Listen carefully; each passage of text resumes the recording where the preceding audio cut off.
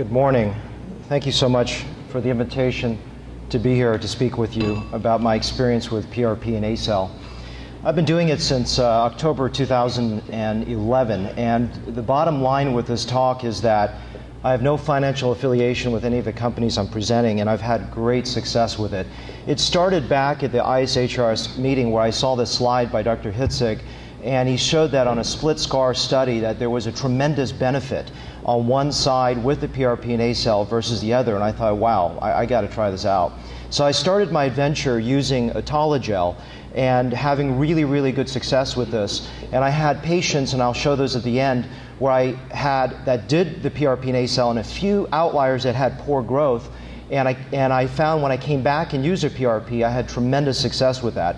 So I'm very convinced that this is something so very important.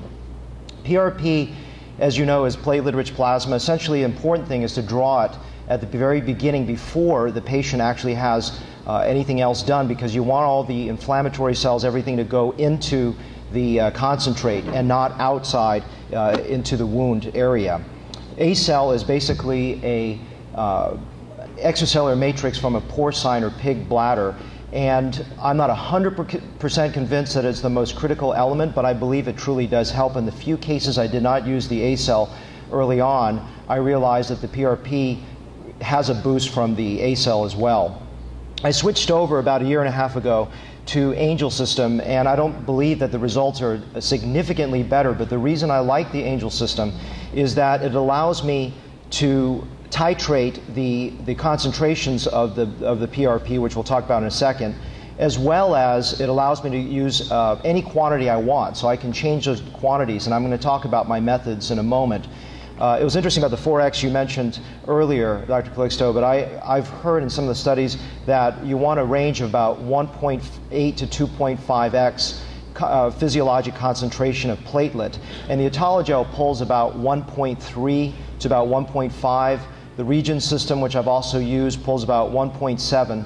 And the Angel system, you can mix and match the amount of WBCs, RBCs, the percentage of platelet concentration. So the idea is that you want sort of in this bell curve fashion somewhere in this range, and you want as few inflammatory cells as possible in terms of RBCs and WBCs in your solution. But I'll tell you exactly how I do mine and why in a moment.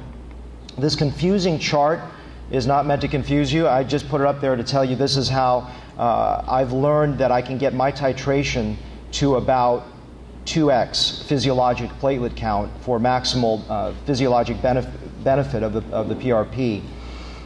Basically how I do it, I draw 120 cc's of blood at the very beginning of my surgery, and that gives me, I pull 35 cc's out of that at a 7% hematocrit. Now, why do I use a 7% hematocrit, and does that make a big difference? Well, I was using it for a long time 0% hematocrit and getting good results. I switched over because speaking with a scientific investigator at the company, he says that there's a higher percentage of the active platelets when you pull a little blood in. And since I basically I have blood all over my recipient site area, I don't think it really makes a big difference. And at least the WBC quantity doesn't seem to be a big factor for me. So I take that 35 cc's, and then I take out 5 cc's PRP plain for the donor area. I found that in my uncontrolled retrospective review of my patients is that plain PRP seems to heal the wound better than adding ACell. Sometimes, and I've heard Jerry Cooley mention this as well, is that the ACell can actually cause a little bit of separation of the wound.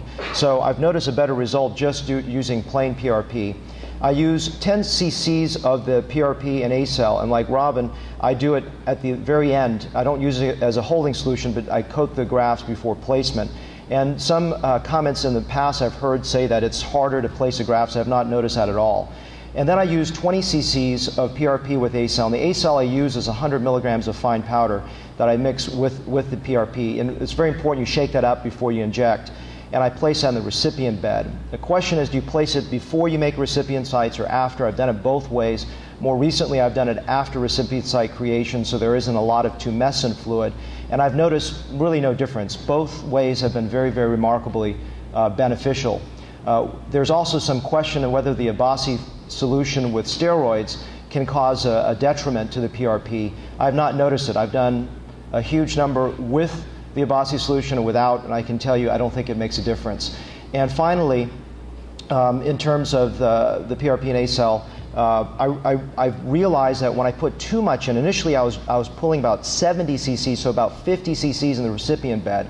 I was noticing a high incidence of actually effluvium, which now has returned back to normal. So I would caution you to use too much PRP and ACell, or too much PRP in the recipient bed. In terms of my mix without surgery, that is someone that's coming in just for hair loss, I typically draw 60 cc's of blood, so half of what I do with surgery. And I have about 18 cc's at that 7% hematocrit spin. And I put everything with 100 milligrams of fine powder ACell, and I inject it into the recipient bed. I do mix it with calcium gluconate at 1 to 5. In other words, 1 cc for every 4 to 5 cc's of PRP and ACell to activate it, which we'll talk about. And then if there isn't a lot of miniaturization, I will derma roll it with a 1 millimeter derma roller.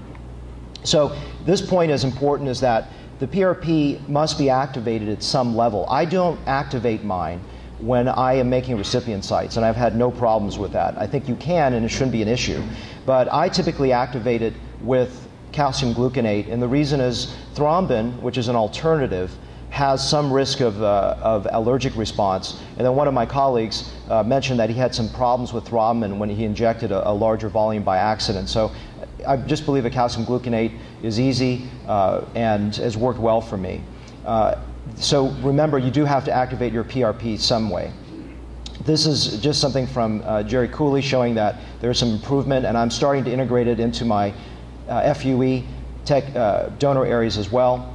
The one caution I would say is that with PRP by itself, sometimes you can show these great results, but I've had variable success with it. Even though I've had uniform success with it with surgery, I've had variable success when I'm doing it just as a standalone. My protocol is about every 6 months to a year, depending on the patient's ability to do that with me. These are just a few quick slides to show you that this gentleman came in, he did this was just at that time when I started to do PRP and ACell. And the middle slide shows you just without the PRP and ACell. I came back and did the PRP and ACell, and he had a robust difference. So a patient serving as his own control, I think, is phenomenal. And this slide you can't see as well, but I can promise you it's a significantly denser result when I add the PRP and ACell. Same thing, this gentleman was just at the time when I was converting over, and I saw a significant benefit the second time when I added the PRP and ACell. Very quickly here to finish up, ATP, what have I observed? I've only done it for about 6 months now.